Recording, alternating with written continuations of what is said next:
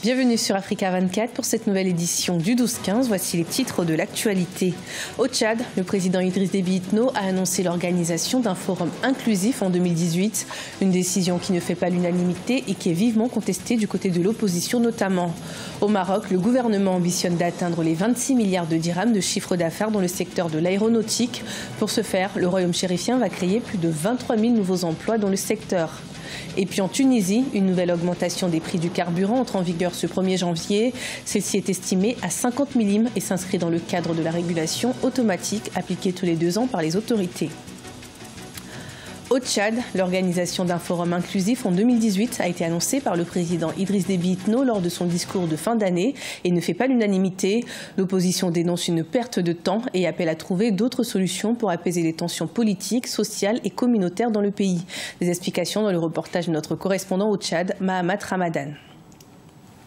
Au Tchad, le président Idriss Déby Itno, dans son message du 31 décembre 2017, à l'occasion du Nouvel An, a annoncé un forum national inclusif en 2018 qui va réunir toutes les forces vives du pays en vue d'examiner les différentes propositions de réforme de l'État. Cette annonce semble ne pas faire l'unanimité auprès de l'opposition qui estime que l'urgence n'est pas un forum mais un dialogue politique inclusif.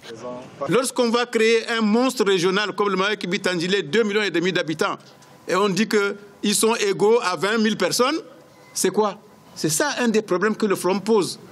Le forum, là, c'est quelque chose d'antinational qu'il faut combattre. Le forum va non seulement essayer de perpétuer le régime de Déby, mais le forum va perpétuer la domination d'un certain nord sur un certain sud. C'est contre ça qu'il faut se battre. Selon certains acteurs de la scène politique, ce forum national inclusif est une occasion pour les Tchadiens d'échanger sur la pertinence des institutions et éventuellement envisager leurs réformes si nécessaire. Ils estiment que les hommes politiques doivent mettre de côté les ressentiments et les considérations politiciennes pour élaborer un document consensuel et national au profit des Tchadiens.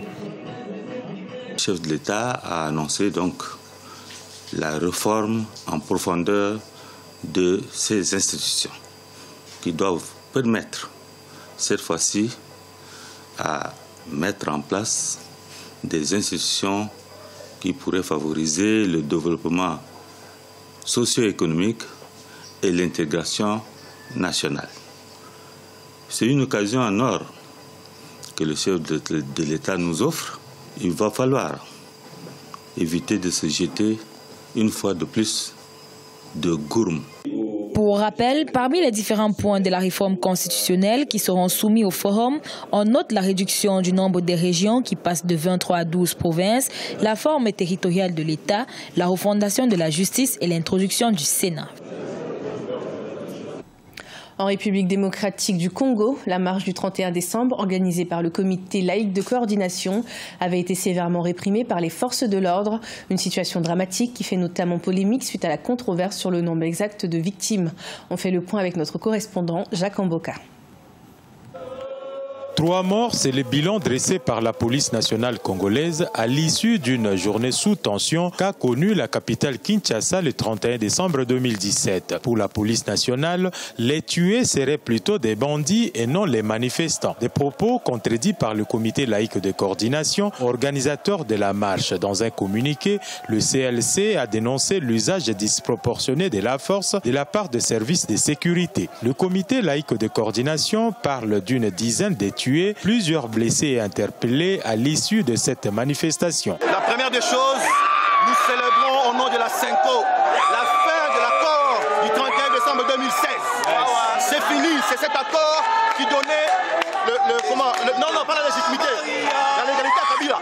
Une déclaration solennelle de la part du président Joseph Kabila attestant sa ferme volonté de ne pas se représenter à la prochaine présidentielle et le respect intégral de l'accord de la Saint-Sylvestre sont quelques-unes des raisons évoquées pour cette manifestation qui a été interdite par le gouverneur de la ville. À la veille du 31 décembre, plusieurs acteurs du pouvoir ont appelé au boycott de cette marche. Parce que mettre le peuple dans la rue, c'est une chose. Demandez à ceux de l'opposition. Quand ils mettent la position, quelques fois qu'ils ont réussi à mettre la population dans les rues, qui la contrôle après?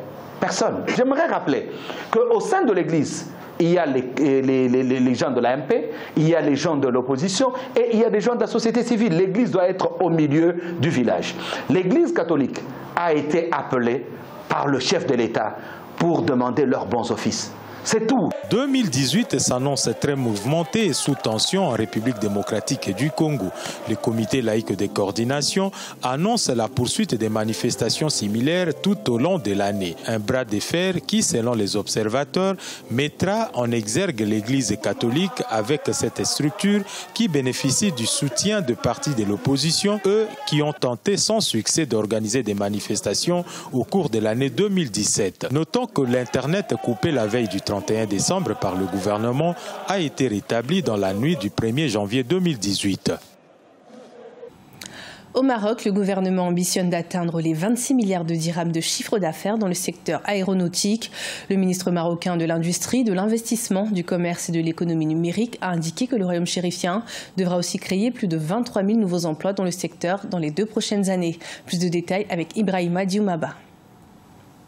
Au Maroc, les autorités se sont fixées de nouvelles perspectives pour l'industrie aéronautique. Le royaume chérifien envisage de renforcer ce secteur florissant de son économie. Il est prévu notamment d'accroître le chiffre d'affaires et de créer des milliers d'emplois dans les 2 prochaines années. Nous sommes confiants dans la tenue des objectifs fixés par le secteur de l'aéronautique, à savoir créer 23 000 nouveaux emplois, atteindre 26 milliards de dirhams de chiffre d'affaires et doubler le taux d'intégration locale pour le porter à 35% en 2020. Selon les chiffres officiels, le secteur de l'aéronautique du Maroc a réalisé une croissance de plus de 18% en 2017 par rapport à 2016. Cette performance est portée, selon Moulay Hafid El Alami, ministre marocain de l'Industrie, par la conjoncture mondiale qui a permis une demande réévaluée à 40 000 nouveaux appareils d'ici à 2030 et aussi un recours plus important des constructeurs aux sources émergentes. On ne peut pas se permettre en tant que pays en forte volonté d'industrialisation comme le Maroc d'être absent de ce secteur. L'envol du secteur aéronautique marocain a été enclenché par le lancement en avril 2014 du plan d'accélération industrielle 2014-2020. Ce plan a été renforcé en juillet 2015 par la signature de contrats de performance avec les multinationales Bombardier, EADS, Boeing et Safran. Depuis le 1er janvier 2018, le prix du carburant est en hausse en Tunisie, une mesure qui s'inscrit dans le cadre de la régulation automatique appliquée tous les 2 ans par les autorités tunisiennes et qui est estimée cette année à 50 millimes. Le point avec Ashley Duprat. Au 1er janvier 2018, les prix à la pompe des stations tunisiennes ont augmenté de 50 millimes, augmentation qui s'inscrit dans le cadre de la régulation automatique des prix du carburant appliquée par les autorités de régulation tunisiennes depuis 2 ans. Outre l'instabilité des cours du pétrole sur les marchés internationaux, cette hausse s'explique également par des mesures gouvernementales. Dans le budget de l'État tunisien, tous les ans, il y a ce qu'on appelle la caisse de compensation. Et cette caisse de compensation compense le prix du pétrole à la pompe. C'est-à-dire qu'au lieu de payer le vrai prix, les Tunisiennes et les Tunisiens payent un prix qui est subventionné. Un résultat, on surconsomme de l'essence. Les consommateurs tunisiens paieront désormais 1800 millimes le litre de super sans plomb et le gasoil à 1280 millimes le litre. Des prix ajustés dont les répercussions risquent de se faire immédiatement sentir auprès des couches de la population les plus fragiles. Les taxis vont recevoir ça en plein dans leur bourse et le résultat est qu'ils vont nécessairement devoir augmenter leurs tarifs. Et s'ils augmentent leurs tarifs, qui va être affecté?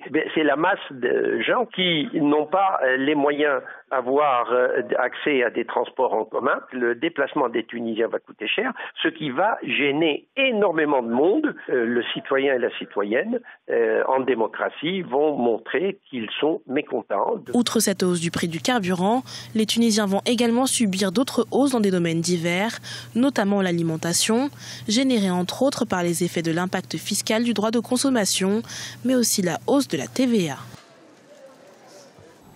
Ce journal a été préparé par l'ensemble de la rédaction. Merci de nous avoir suivis. Retrouvez dans un instant une nouvelle édition de l'information sur Africa 24.